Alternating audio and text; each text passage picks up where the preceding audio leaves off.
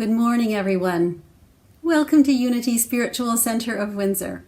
My name is Linda Toden. Our speaker today is our own Reverend David Old, and his talk title is The Sixth Living Word, Completion. The prayer I've chosen for today is called Little Things by Maud Montgomery. Last night I looked across the hills and through an arch of darkling pine. Low swung against a limpid west, I saw a young moon shine. And as I gazed there blew a wind, loosed where the sylvan shadows stir, bringing delight to soul and sense, the breath of dying fir. This morn I saw a dancing host of poppies in a garden way, and straight my heart was mirth possessed, and I was glad as they. I heard a song across the sea, as sweet and faint as echoes are, and glimpsed a poignant happiness no care of earth might mar.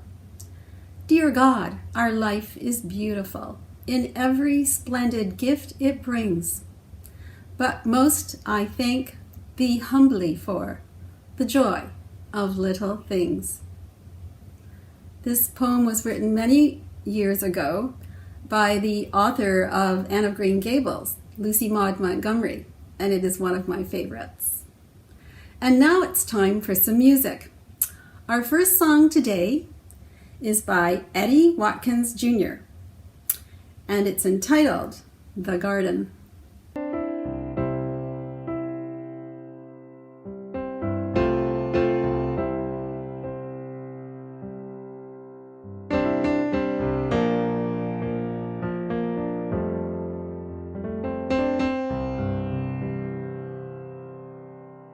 There is a garden where dreams come true, a beautiful garden where God's grace blooms. There is a garden where everything grows, a beautiful garden where love is sown. And in this place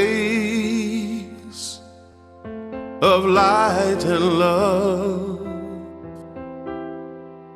you can have anything that you're dreaming of. There is a garden where dreams come true, a beautiful garden, that garden is you.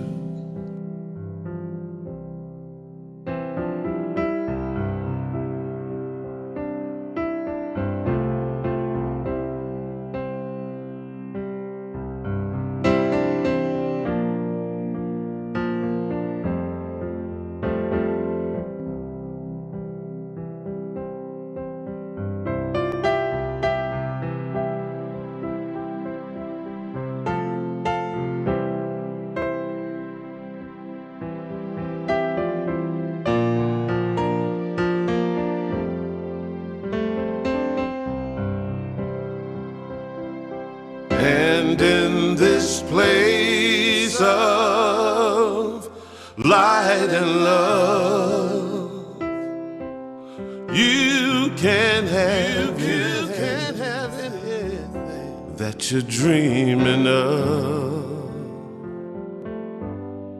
There is a garden where dreams come true, a beautiful garden, that garden is you. Such a beautiful garden, that garden is you. Much gratitude to Eddie Watkins Jr. for that beautiful song. So peaceful and so relaxing, it leads us right into Reverend David's message, which is the sixth sacred word, completion.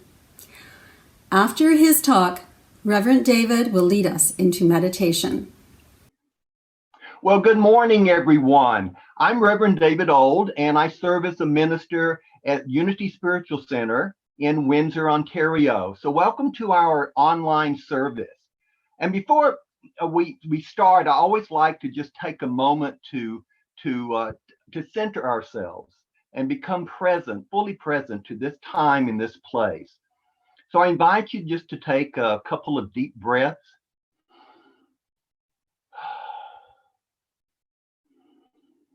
And as we take those deep breaths, we allow ourselves to remember the truth of who we are, spiritual beings having a human experience. And we allow ourselves to just let go of all the thoughts of things to be done later or things that went on earlier, and we bring our attention here.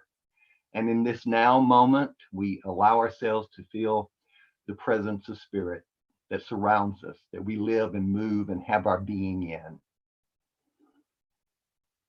And we allow ourselves to feel a sense of gratitude for this day. And so it is. Amen. Well, again, thank you, everyone. So glad that you could join us today. You know, during this season of Lent leading up to Easter, many of us in Unity are observing Lent as a spiritual practice, spending extra time for introspection, prayer, and meditation. You know, Lent is a time to search our heart for those actions, habits, addictions, and behaviors that have taken root within us and that are keeping us from our highest good, that are keeping us stuck and unable to move forward. Each Sunday during this Lent season this year, I've been doing a series of talks that are based on the book, The 7 Living Words by Unity minister Reverend Mark Anthony Lord. He presents Jesus's final words from the cross as a guide to developing our own Christ attributes and to living from a higher spiritual awareness. In his book, Reverend Lord says the crucifixion and the 7 last words spoken by Jesus on the cross are an enlightening blueprint for transformation, for letting go of the past and moving into our next level of expansion and consciousness. You know, whether you are moving through a major transition, one that feels too enormous to endure, or you're simply feeling spirit calling you to let go so that you can experience greater life, the story of the crucifixion will guide you on a clear, loving, and perfect path. In Unity, we look at the Bible as a study in consciousness and its deeper levels. As Reverend Lord notes, he says its stories are a symbol-rich guide for revealing the experiences, situations, and growth challenges that the soul encounters on its journey back to the Father's house. It represents an evolution of consciousness from asleep to awake to enlightened. In one of Unity's workbooks entitled New Testament Interpretation, it says the crucifixion itself symbolizes a process of crossing out or eliminating that which is no longer needful for our continued growth. What has fulfilled its purpose in us must be either lifted to a higher level of expression in consciousness or let go of completely. It says Jesus' crucifixion illustrates both of these meanings. So let me repeat that. The crucifixion itself symbolizes a process of crossing out or eliminating that which is no longer needful for our continued unfoldment. What has fulfilled its purpose in us must be either lifted to a higher level of expression in consciousness or let go of completely. We are each on our own unique human journey, growing and evolving physically, mentally, and emotionally. And in so doing, we can awaken to the truth of who we are, spiritual beings having a human experience. And as we awaken to that truth and begin to live from that truth as the divine beings that we are, enlightenment can become more than just a concept. Today, we're exploring our sixth living word, completion. In John 19:30, we read these words spoken by Jesus as he hung from the cross. He said, "It is finished. It is finished." In his book, Reverend Lord writes, "The perfection of the spiritual laws of the universe is revealed to us in Jesus' final words. When we're completely aligned spiritually, mentally, emotionally, and physically, we can move mountains." However, Reverend Lord says the catch, so to speak, is that we ourselves need to be finished with what we've put on the cross. For those of us seriously on a spiritual path, we can use our practices of contemplation, introspection, meditation, and prayer as a means to open our hearts and minds to the guidance of spirit. You know, in the words of Jesus, he said, "The kingdom of heaven is within you." And with it is all the guidance, the wisdom, and the strength you could ever need. It's within you. As we allow ourselves to be receptive to that guidance, we will be shown those things, actions, habits, addictions, and behavior that we need to eliminate in our life in order to remain healthy, grow intellectually and emotionally, and evolve spiritually. By tapping into that divine guidance that's always there within us, we will be shown the way to develop our Christ attributes, helping us to unfold and manifest the Christ within us. In 1 Corinthians 13:11, the Apostle Paul wrote these words. He said, "When I was a child, I spoke like a child. I thought like a child. I reasoned like a child. When I became an adult, I put an end to childish ways." What childish ways are you still holding on to that you know you need to put away? What in you has fulfilled its purpose, but now needs to be lifted to a higher level of expression and consciousness, or let go of completely? Reverend Lord says that the Holy Spirit loves us unconditionally and waits patiently for our readiness and willingness to be free. So it behooves us to consciously reach that point where our work on the cross is completed. That is the work and the reward of the sixth living word, which is completion. Completion creates the opportunity to call what is done, done on every level of our being.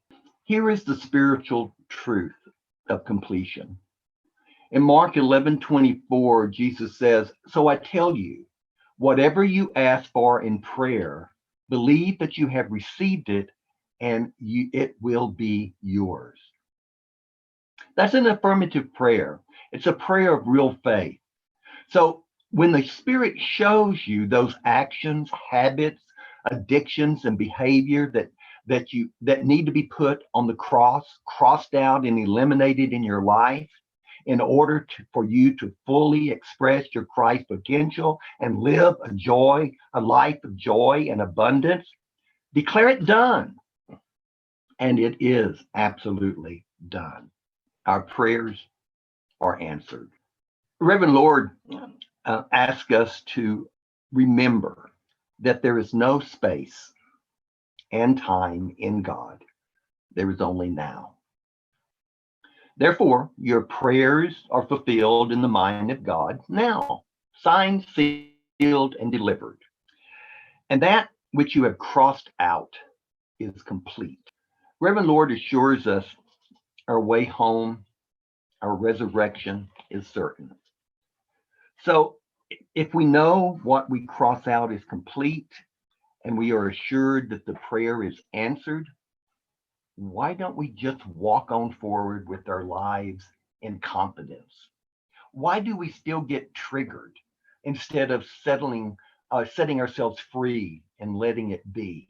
In his book, Reverend Lord uses an analogy on the second crop. Now, having been an avid gardener myself, uh, Lord's analogy made real sense to me. He says, let's say you have a garden and you had cleared away all the old weeds and overgrowth, and the soil has been tilled, and you've planted new seeds that will produce a beautiful garden flowing with good things. And you water this garden and you take care of it, and you see the plants breaking ground, reaching into the sun. But a little while later, you see some weeds starting to crop up here and there. You realize that it's just leftover seeds from the old weeds sprouting and rising from the soil. That's not really a problem. You simply weed again while they're still little before they've developed strong roots. So when they're small, you weed them out. Actually, weeding is part of the job of gardening. And when it comes to crossing out something that no longer serves us, we tend to panic at times when a second crop idea or experience happens. And we say, oh God, I thought was done with this. We all have things that we struggle with, and some habits that we need to get rid of, and some addictions sometimes that we need to get rid of. And one example is an addiction, and it was a real addiction that I struggled with. I didn't start smoking until I was in college, but before long I was smoking at least a pack and sometimes 1.5 packs of cigarettes a day. I knew it wasn't good for me. I didn't even like the way I smelled. And I mean, I just knew it wasn't that good to me or for me. So I quit several times. I think I probably quit 6 or 7 times to be exact. One time I quit for a week, and then another time I could quit for a few months, and another time I quit for a year.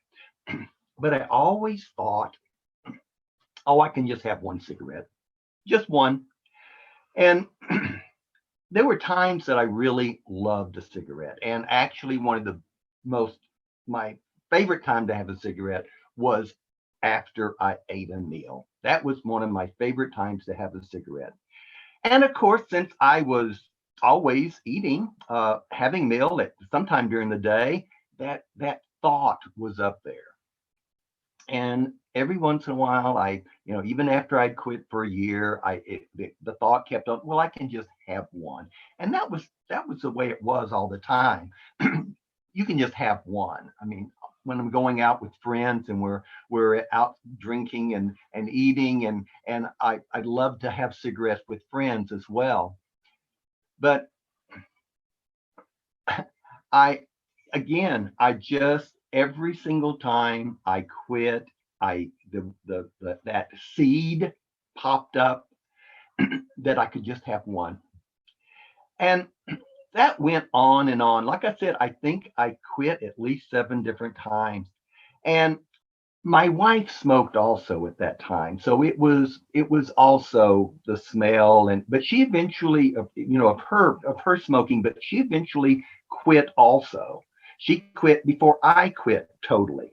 And so we worked as a real estate couple team in Tucson, Arizona for about 6 years. And so when we were in Tucson,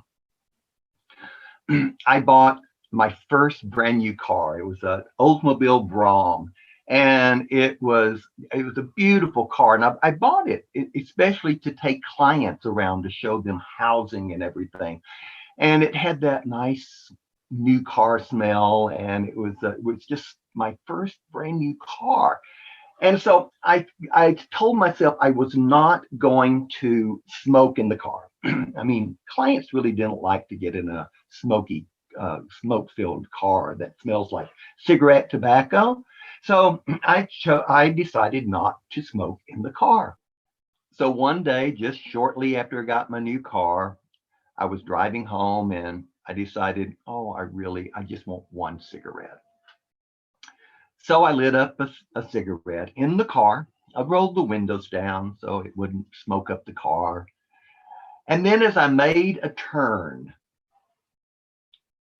the big ash on my cigarette hit my steering wheel somehow or another. And this huge ash fell right down between my legs onto the seat of my car. And here I was driving down the highway, trying not to burn myself, trying to get the ash out of the like out of my pants. And anyway, when I got home, I realized I had burnt a hole in the seat of my brand new car. And I promptly threw those cigarettes away and I have never smoked again. See, I was waiting for me to be totally finished, and I was totally finished. So, saying no to the weeds in the mind is the same as pulling out the weeds in your garden.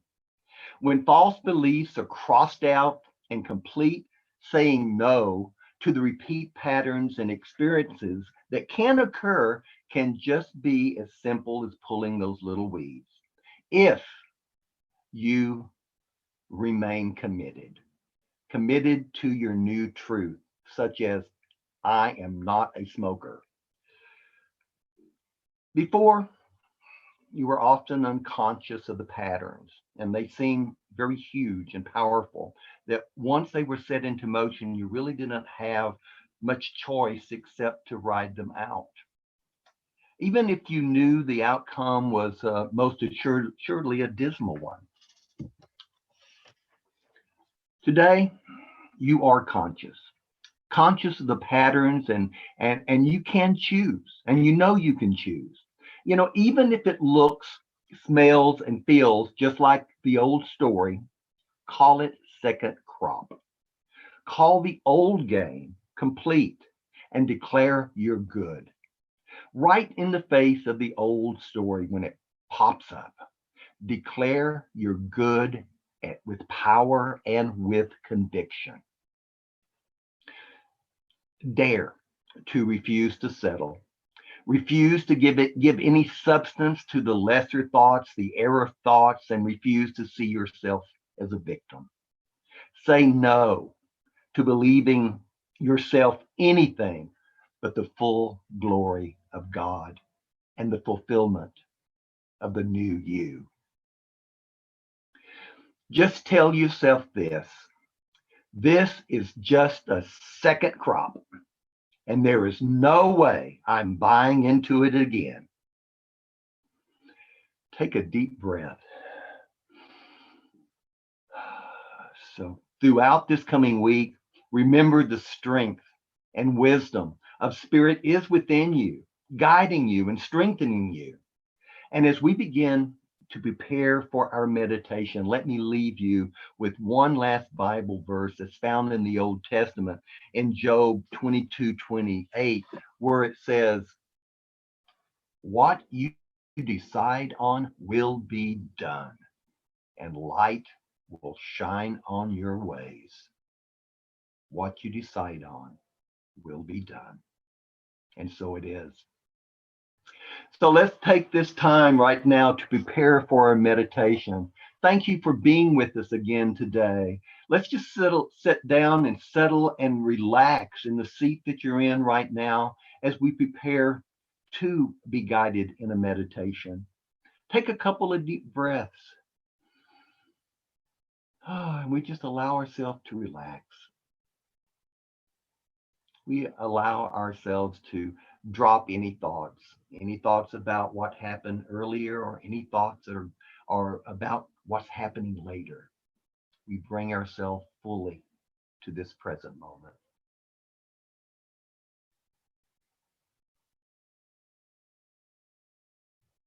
So just remember, when you declare something done, it is done, and you have the power to keep it done.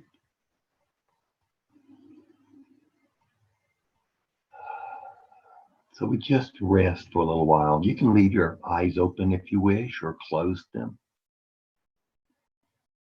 And we just allow ourselves to feel the presence of spirit. We allow ourselves to feel the guidance of spirit. We open our hearts wide open, and we open our minds to that presence that is always with us. That presence that we are one with. And we affirm our oneness with spirit. And we affirm our oneness with each other. And we affirm our oneness with all of life.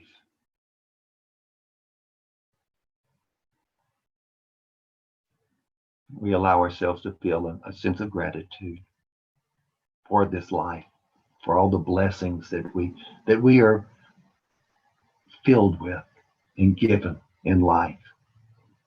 So many blessings. Just let us feel those. Let's feel gratitude for this life and its many blessings.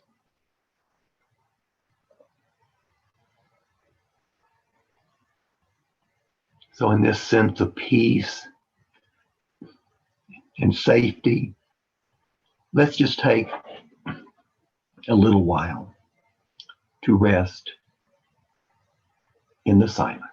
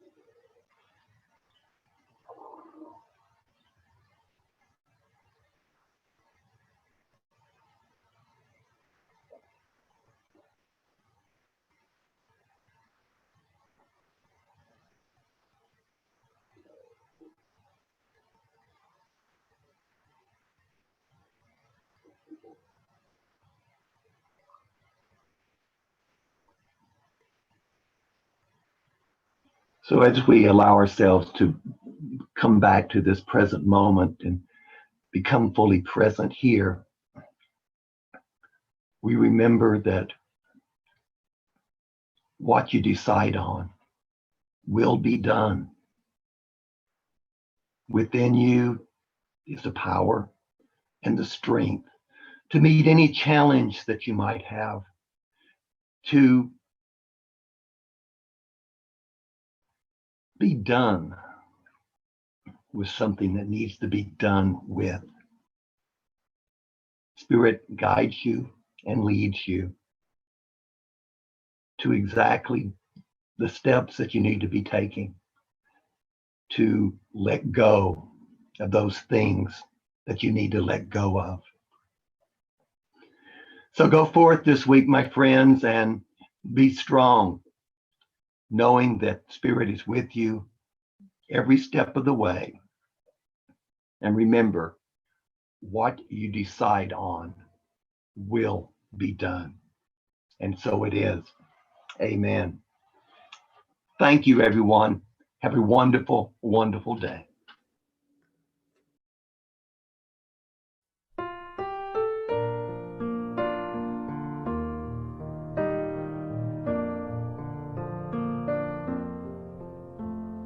What do I do if I'm not chasing anything? What do I do if I've got everything that I need? It's a question that no one's prepared me to answer. Where do I go if I'm right where I'm supposed to be? Where do I go if wherever I am home? It's a question I'm presently wanting to answer. If the usual way doesn't work for me now, that's a void I know nothing about. What if the race is over and we all automatically win? What if the game is ended long before it even begins? What if the test has been taken and we're all passing again and again? If the race is over, what then? What do I say if it's all perfect anyway? What do I say if I'm not here to change anyone? It's a question I truly don't know how to answer. How do I live if my life is eternity? How do I live if I'm no longer afraid to die? It's a mystery, no one can give me an answer. If the usual way doesn't work anymore, there's no map for what life has in store. What if the race is over and we all automatically win? What if the game is ended long before it even begins? What if the test has been taken and we're all passing again and again? If the race is over, what then?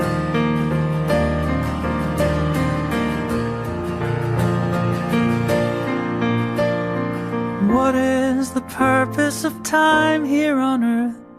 How do I now define my death and birth? For that matter, what is my life really worth in the end? What's mine to give and what's mine to receive? Whom do I worship? What do I believe? Seems every answer comes right back to me in the end.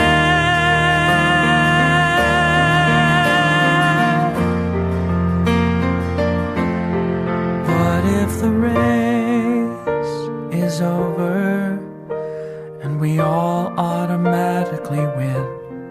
What if the game is ended long before it even begins? What if the test has been awaken, and we're all passing again and again. If the race is over, and we're all born victorious, if the race is over, what then?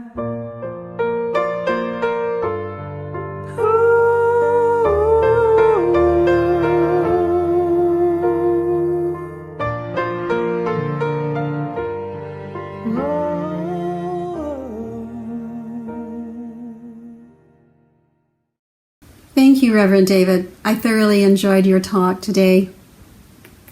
As Reverend David said, many of us are observing Lent right now, where we are seeking a higher consciousness, being guided by our meditations and our prayers, so that we might be aligned with Spirit.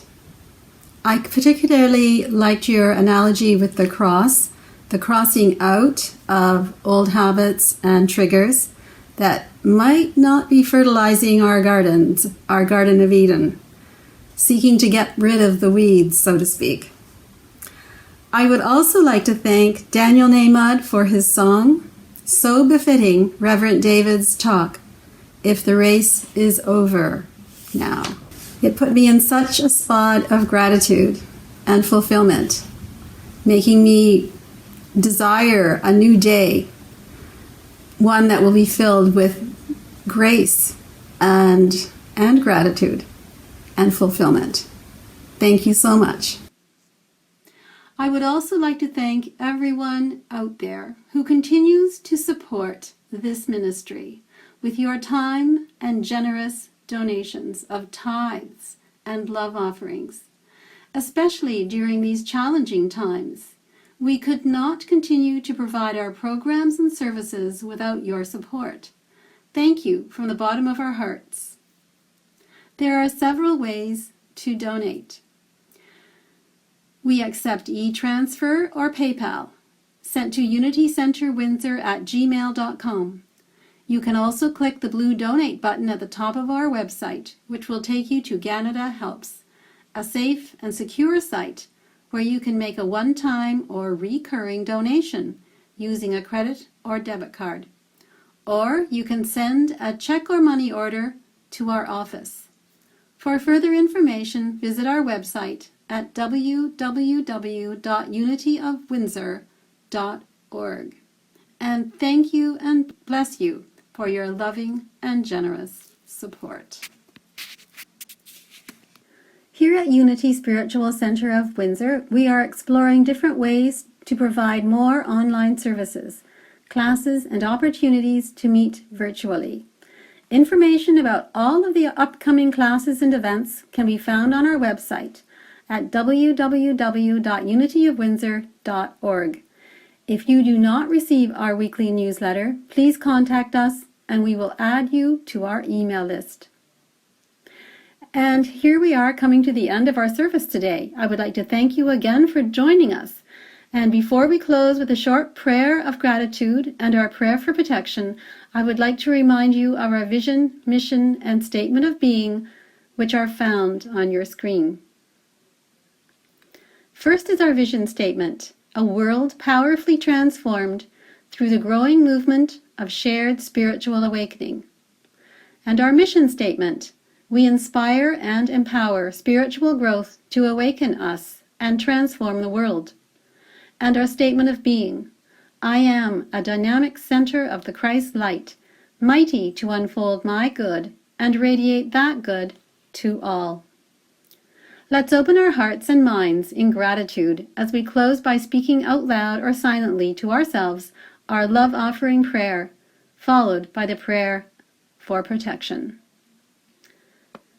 Divine love, in me and through me, blesses and multiplies all that I am, all that I have, all that I give, and all that I receive. Thank you, God. And the prayer for protection. The light of God surrounds us. I am light. The love of God enfolds us. I am love. The power of God protects us. I am power. The presence of God watches over us. I am presence. Wherever we are, God is. I am divine. Thank you, Reverend David, for such a wonderful message today on the sixth sacred word, completion. Also, thank you to our musicians, Eddie Watkins Jr. and Daniel Nahmod, for your wonderful songs, and also to Michael Karloff for your opening and closing music. Please join us for Conversations with the Minister on Zoom at 11:30 today. To find the link, just go to the website and follow the prompts. Have a great week, everyone, and thank you so much for coming.